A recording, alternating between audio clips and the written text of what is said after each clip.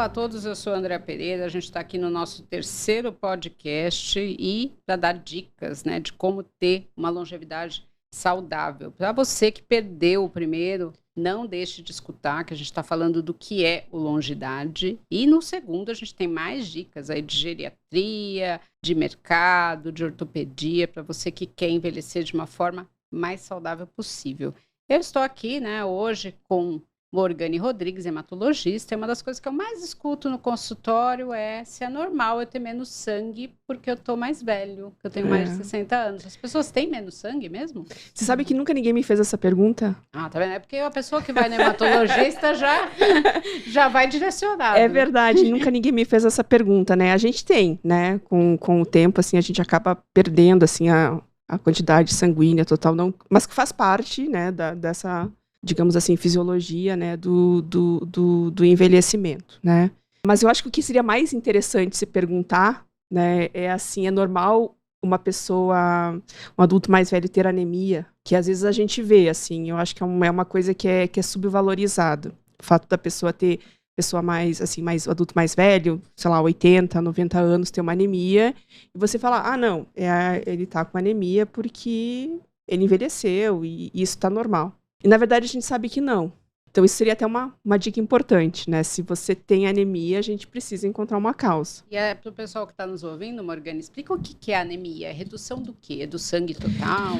Não, é dos glóbulos vermelhos, né? Que é onde a gente carrega o nosso oxigênio, que vai todo para o nosso corpo, né? Que a gente não viveria sem isso. Então, a gente tem essa diminuição e a gente vê isso por exame. A gente pode ver isso através de sintomas, né? Que você pode apresentar. Né? Então, muito comum fraqueza, cansaço, né?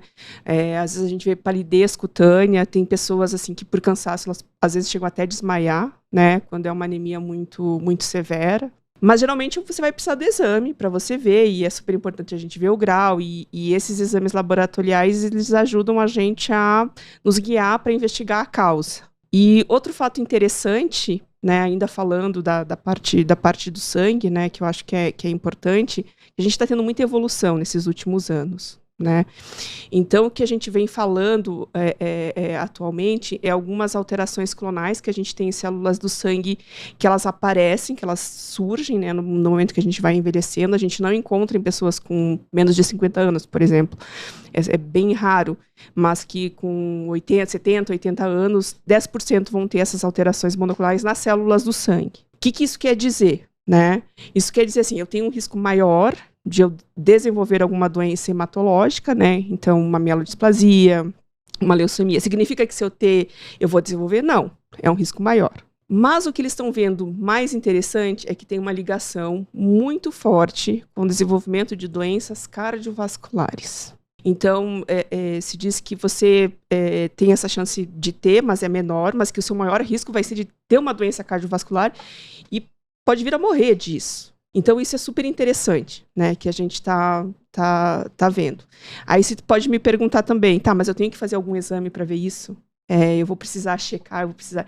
Então, a gente não tem isso ainda. São exames super específicos, não é um exame comum em laboratório, ainda é feito em estudos clínicos, né?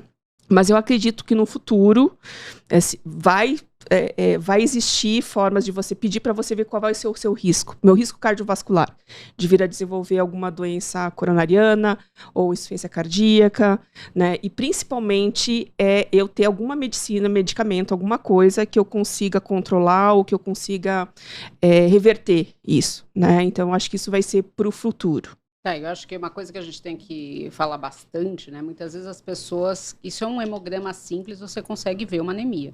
As pessoas até vão no médico, ele pede o exame e eles não voltam, né? Então, assim, você pergunta, e aí? Eu tenho esse exame, mas eu não lembro o que aconteceu, né? Ou então o médico fala que tem anemia, a pessoa trata de alguma forma e também não volta. Então, não adianta só fazer o exame. É importante fazer, mas você precisa retornar no médico.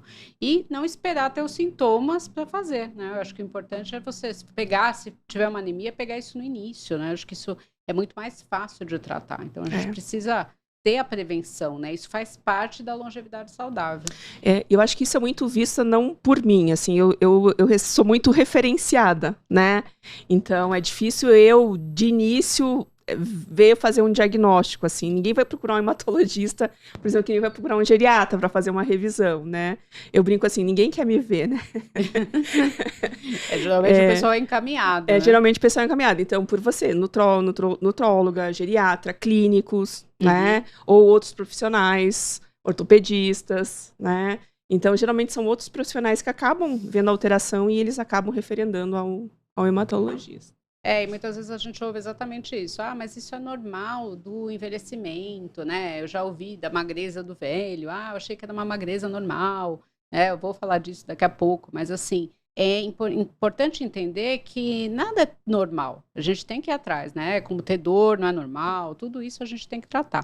E uma das coisas que eu mais escuto é que todo mundo vai ter câncer um dia ou vai morrer de câncer porque a gente está envelhecendo, né? Então...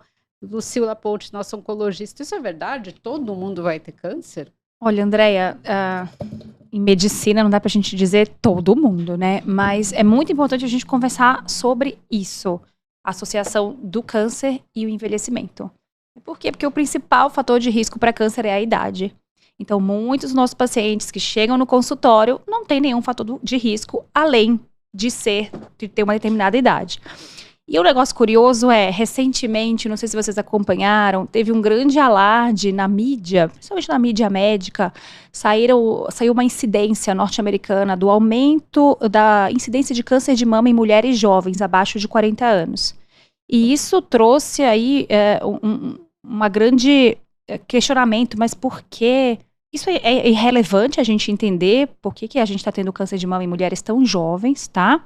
Mas quem fala sobre o aumento da incidência do câncer nos idosos? Se você for ali no site da OMS, a OMS tem um site muito bacana que chama Globocan, em que você pode consultar estatísticas relacionadas a câncer e você pode brincar ali. Eu quero saber como que vai ser a estatística de câncer daqui a 20, 30 anos no mundo, na América Latina. E se você faz um exercício de comparar o aumento da incidência de câncer na América Latina entre 2020 e 2040... Quando você compara abaixo de 65 anos todos os tumores, vai haver um aumento de incidência, 30%. Agora, quando você coloca acima de 65, é alarmante, mais de 70% de aumento de incidência de casos. Então, a gente precisa conversar sobre isso. Agora, por que o idoso tem mais câncer? Tem várias teorias, e quando a gente tem muita teoria, porque a gente não sabe, na verdade, do que se trata, né? Mas, intuitivamente, a mais falada é o fato de que, conforme a gente vai envelhecendo, a gente vai sendo exposto a fatores de riscos ambientais, e isso leva a um acúmulo de mutações, e, principalmente, o nosso organismo ele fica menos propenso a corrigir essas mutações. Né? Então, o nosso maquinário de reparo envelhece, e isso leva ao aumento de incidência de câncer. E aí, eu acho que a grande questão, né? Então, assim, é fato. O câncer está ligado ao envelhecimento. Agora, a grande questão é o que podemos fazer em relação a isso? Como diminuir essa incidência? E aí a gente passa por prevenção primária, estilo de vida, prevenção secundária, exames de rastreamento. Algo muito interessante, a gente conversou no outro episódio sobre a questão de mídia, né, relacionada ao público idoso. A gente tem tradicionalmente campanhas de Outubro Rosa, Novembro Azul, mas me dá um nervoso, porque os protagonistas dessas campanhas são geralmente indivíduos jovens. Sim, né? E a gente sabe que a incidência de câncer de mama, câncer de próstata é indivíduos 60 a mais, a incidência média, né? A idade média de diagnóstico. A gente não precisa conversar com o jovem? Claro que sim. Né? A conscientização começa cedo. Mas a gente precisa incluir na nossa propaganda, na nossa conversa, o sujeito. Porque senão né? ele não se identifica. Exato, né? Quantas pacientes idosas chegam no consultório, 70 anos, quando que foi a sua última mamografia? Ai, doutora, faz tempo, eu achei que eu não precisava mais, porque a gente não conversou com ela nas campanhas sobre isso, né? Então, eu acho que a gente precisa focar em prevenção e, claro, né, puxando a sardinha aqui um pouco para o meu lado, a gente precisa preparar os profissionais que tratam esses pacientes a enxergá-los de forma particular, né, de forma diferenciada. Eu acho que a gente ouve muito, às vezes, né, eu ainda escuto isso. a gente achou que era melhor não tratar tal coisa, porque afinal, né, já está com 70, já está com 80, então acho que não é hora de fazer. E às vezes até o médico indica o tratamento, mas a família fica com medo, porque a gente ainda tem aquele conceito antigo de que a pessoa é muito mais frágil, né, do que ela não vai resistir. Os tratamentos mudaram, né? Mas isso que você falou foi muito interessante, assim, por exemplo, porque eu acompanhando, né, e a gente estudando e aprendendo nessa relação, assim, do envelhecimento com a hematologia, que também não é diferente das doenças sólidas, né, a gente também tem uma incidência maior à medida que vamos envelhecendo, né, assim, muitas das doenças que têm mais incidências acontecem em adultos mais velhos, né, tipos de linfoma, tipos de leucemia, mieloma múltiplo, né, assim, para a gente citar exemplos, né. Mas, às vezes, o que a gente tem é que a apresentação que se apresenta tem uma carga muito grande de sintomas e que debilita muito o paciente, né? Mas isso está relacionado com a doença, não necessariamente com o indivíduo, né? Então, coloca ele como uma fragilidade que, se você não consegue avaliar corretamente, né, esse indivíduo, de você conseguir fazer essa separação, você pode subtratar esse paciente.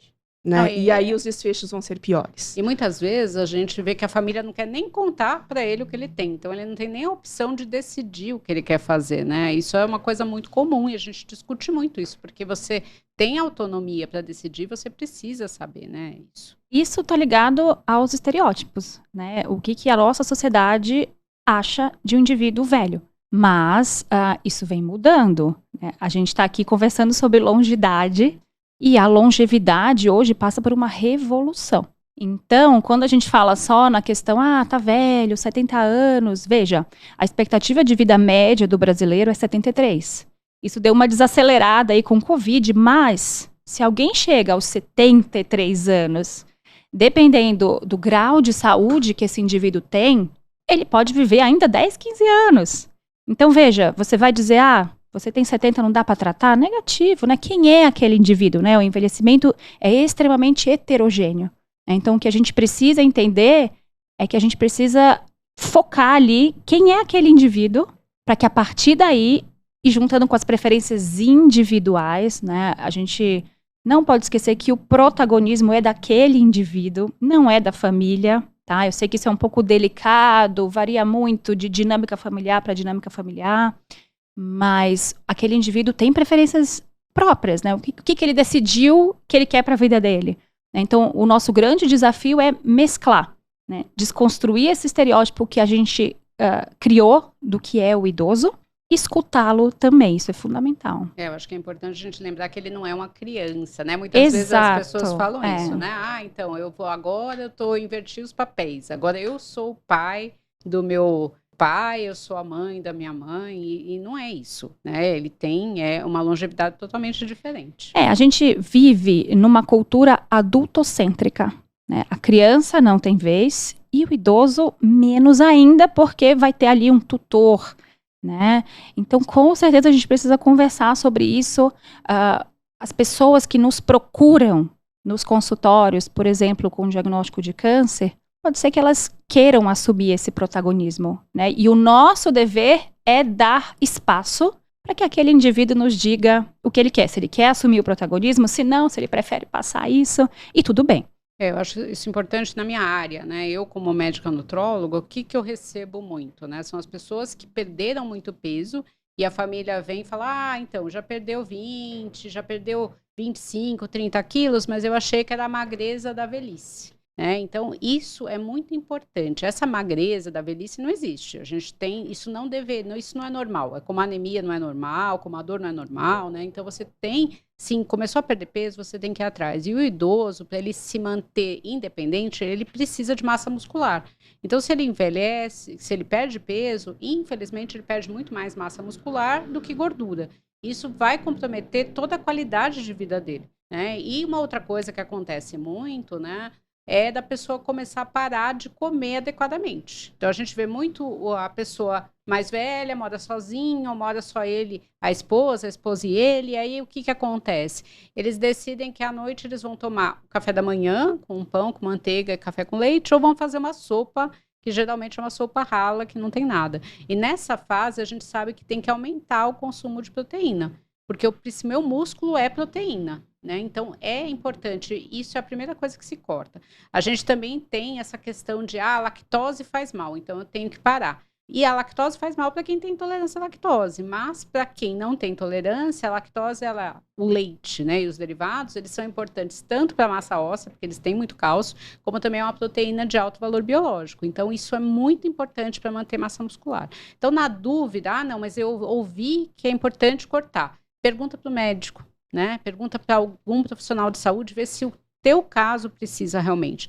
A gente viu até o aumento de incidência de osteoporose nos últimos tempos por conta dessa redução aí do consumo de leite e derivados, e isso reduziu também, né, o consumo de cálcio. E a alimentação, ela é muito básica, para o idoso tem que ser também, a gente tem que ter metade do prato com verduras e hortaliças, isso é muito importante, geralmente não é, metade do prato é carboidrato, né, que é arroz, macarrão, né, pão, né, que se faz muito sanduíche também na cidade, porque é prático. Batata, às vezes você fala, tem salada? Tem salada de batata. Não, a batata ela é um carboidrato.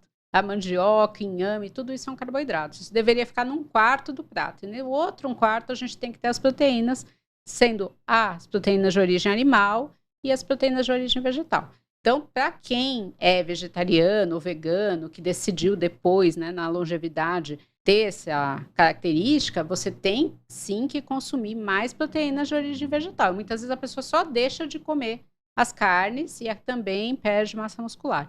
Então a nutrição ela é muito importante. Quanto mais saudável for essa nutrição, ela também está implicada na prevenção de doenças crônicas também, como câncer, tá? E se você tiver essas doenças, você vai ter uma resposta melhor, um tratamento melhor, menos efeitos colaterais, então isso é muito importante. Então a parte nutricional é importante, então a gente sempre tem que cuidar da alimentação e nunca é tarde para começar a ter uma alimentação saudável. E o que a gente tem visto agora é uma explosão de suplementos para idoso, né, porque a indústria não é boba, ela começou a perceber que as pessoas não querem cozinhar, elas querem coisas práticas, então você vai hoje na farmácia, você vai encontrar inclusive propagandas, né, em todas as mídias, falando do suplemento para idoso, ele tem uma indicação, né? Mas isso a gente vai falar em outros podcasts. Então, acho que isso é muito importante da gente conversar também, né? E aí, Morgane, você começou a falar, né, das doenças do sangue, tudo. Como que eu posso fazer para evitar esse tipo de coisa? Quando que eu devo começar? Então, assim, o que a gente sabe, né? Assim como a Lucila falou, a gente pode acumular, né, durante o nosso envelhecimento essas mutações, eu vou adicionando, né, chega um ponto que eu não consigo controlar mais e essa célula acaba vivendo, né, de uma forma que ela não vai sofrer a morte natural que é esperada de toda a célula do nosso corpo, né. Nossa célula nasce, se desenvolve, exerce a função dela e depois ela acaba entrando em senescência e acaba morrendo, né? Então, isso é um grande de estudos, né, da geriatria, como é que a gente pode evitar a senescência celular, né? Um dos grandes focos para você retardar, digamos assim, o nosso envelhecimento. Mas isso se linka muito a todos os outros fatores de risco, que a gente ouve falar muito. Então, o que a gente sabe, por exemplo, assim, tabagismo está relacionado com você desenvolver essas alterações clonais dessas células do sangue. Tabagismo, tipo de dietas não saudáveis, principalmente com alimentos ultraprocessados, né? Está muito relacionado com isso. Obesidade, também diabetes. Então, assim, na verdade, a gente cuidar do nosso estilo de vida, eu acho que, de uma certa forma, a gente estaria, assim, fazendo a nossa parte. Porque tem coisas que a gente não pode prever, né? E muita coisa a gente não sabe ainda também. Eu acho que isso é importante. Muita gente fala assim, puxa, mas eu sempre me cuidei e apareceu essa doença. Mas aparece de uma forma diferente, às vezes muito mais leve. A gente viu isso na Covid. Quando você via as pessoas assim que não tinham um estilo de vida tão saudável, complicaram mais do que quem tinha. Né? Tem pessoas que, mesmo antes de ter vacina, tudo tiveram uma Covid muito mais leve. Né? Isso tem a ver com o estilo de vida. E nunca é tarde para mudar. Eu acho que isso é muito importante. Essa informação ela é útil em qualquer fase da vida. E eu ia te perguntar a mesma coisa, Lucila. Como previne o câncer, né? A gente está falando que o câncer é uma doença do envelhecimento. Todo mundo envelhece todo dia, né? Tem como prevenir isso? Então, olha, eu realmente acredito que a nossa geração vai envelhecer melhor do que a dos nossos pais, dos nossos avós, porque a gente tem a consciência de que o nosso estilo de vida vai nos trazer benefícios depois. Quando a gente fala de prevenção de câncer, né? O que a gente tem? A gente tem a prevenção primária, que é reduzir aqueles fatores de risco que levam ao câncer. Transformam a célula boa na célula ruim, né? Então, isso passa por, a Morgane comentou isso, alimentação. Todo mundo quer saber, mas o que causa câncer e o que não causa, né? É o equilíbrio, né? Você pode até falar sobre isso melhor do que eu. Então, é o equilíbrio. Frutas, verduras, diminuir o consumo de carne vermelha, as questões dos tóxicos, tabagismo e álcool. Durante muito tempo, o álcool foi ok, né? A gente ficava muito pouco disso. Isso, a gente ficava muito de olho naquele indivíduo alcoólatra, mas hoje a gente sabe que o limite para a prevenção primária de câncer, ele está muito mais próximo do nosso dia a dia do que a gente imaginava, tanto para homens quanto mulheres. Movimento, a gente já falou sobre isso bastante e a gente vai falar muito, porque movimento é vida, né? Um estilo de vida, atividade física, leva você para uma condição melhor de saúde, massa muscular. Se você se movimenta, se você faz exercício, você automaticamente come melhor. Você automaticamente tem um ciclo de pessoas que estão ali com você. As relações sociais são muito importantes também no estilo de vida. E a questão do controle de peso. E tudo está muito linkado, né? Uma coisa acaba levando a outra. Então, isso é a prevenção primária. Né? É o meu papel na história. É assim que eu assumo o protagonismo na minha história. Mas é claro que tem fatores que são alheios a isso, né? Está escrito nas estrelas ali. É multifatorial, na verdade, né? A gente também não pode culpar, porque às vezes as pessoas falam, nossa, eu fiz tudo direitinho, eu sempre fui super atleta, alimentação hiper super saudável, por que que eu tive isso, né? A pergunta é sempre por que eu, né? Por que eu, e às vezes a gente não sabe, porque é multifatorial, sim, né? Eu acho que a medicina, ela evoluiu muito nesses últimos anos, tanto em descoberta, em mecanismos, em tratamentos também, né? A gente está mudando, assim, uma era, assim, na hematologia, a gente está indo para terapia celular, né? A gente está ensinando as nossas células de defesa a lutarem especificamente por determinado tipo de câncer, né? Então, isso é muito revolucionário. Né? Mas eu acho que também a gente não pode se culpar por isso. Sim, né? lógico. De forma alguma, mas assim, saiba que isso tudo gera uma poupança para você. Sim. Né? Então, mesmo que tá ali na sua história, no seu material genético, que vai acontecer um câncer, o fato de você ter tido esse estilo de vida te proporciona um tratamento com menos efeitos colaterais, um tratamento mais tranquilo. E a recuperação também, né? Porque quanto menos preparado você tá, quer dizer assim, dependendo do tipo de tratamento que é proposto, você vai demorar para se recuperar. Se você tem uma base melhor, você tem uma estrutura física melhor, a sua recuperação vai ser melhor, né? Então a chance de você voltar ao que você era antes é maior. Se você tem músculo, né? Nossa poupança, músculo. Músculo, para mim, é o segredo da vida. Com certeza. E aí, boa vida. A gente não pode esquecer da prevenção secundária, né? Os exames de rastreamento, que todo mundo foca muito nisso. Nossa, eu vou fazer meu check-up, eu quero os exames. Mas não podemos esquecer do nosso dia a dia, né? E os exames de rastreamento, assim, não tem exame de rastreamento para tudo. Né? O que é o rastreamento? É você diagnosticar uma doença num estadio bem cedo, bem precoce, para você se beneficiar do tratamento, para você se curar desse tratamento, ou eventualmente você identificar a doença antes dela se desenvolver. Mas não tem exame para tudo. Felizmente, a gente tem para os principais tipos de câncer. Câncer de mama, mamografia, câncer de próstata, a questão do PSA, apesar de ser um pouco polêmico. Câncer de intestino, a colonoscopia.